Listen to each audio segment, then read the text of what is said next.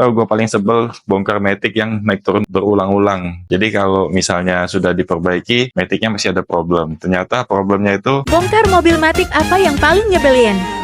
Mas, bongkar mobil matic apa yang paling nyebelin? Bongkar mobil paling nyebelin tuh mobil Eropa karena spare partnya susah didapat dan mahal. Mobil Jepang juga ada beberapa yang nyebelin. Terus spare part maticnya itu susah didapat. Jadi nggak semua mobil Jepang spare partnya ready. Bongkar mobil matic apa yang paling nyebelin? Ada sih, cuman nggak terlalu banyak. Ada cuma satu yang saya rasain di lapangan. Mobil Korea tahun lama itu aja sih. Alasannya kalau dibongkar agak rapuh. Yang kedua spare partnya susah. Mobil mudanya aja kalau kita cari ada, cuman agak susah nih lama kayak gitu. Apalagi mobil tuanya kayak itu. Aduh, maaf banget kalau emang itu agak menyakitkan buat mobil Korea tahun lama. Bongkar mobil matic apa yang paling nyebelin? Mobil Matic gearboxnya yang paling nyebelin tuh mobil Nissan. Tahu nggak kenapa?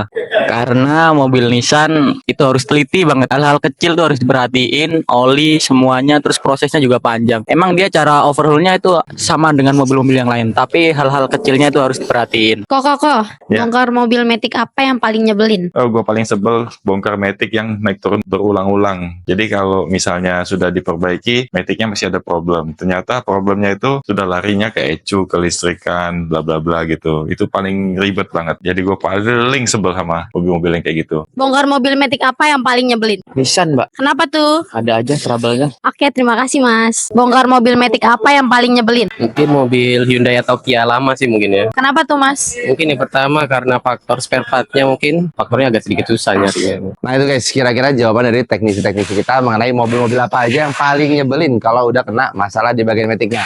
Kalau gue sendiri, gue tuh paling sebel sama mobil yang ketika bermasalah itu spare partnya nggak ada. Yang kita udah cari dari ujung Indonesia sebelah timur sampai ke bagian barat, itu spare partnya nggak ada. Nah itu udah paling nyebelin. Untuk spesifikasi mobilnya, jadi buat temen-temen yang mau beli mobil, mending pastiin dari spare partnya tersedia atau enggak, copotannya banyak atau enggak barunya ada enggak. Kalau misalkan yang barunya masih ada, karena spare part itu komponen paling penting. Percuma kita bisa bongkar, tapi kalau spare part nggak ada, betul nggak? Sepengalaman kalian mobil apa nih yang paling ngeselin ketika ada masalah? Tulis di kolom komentar ya.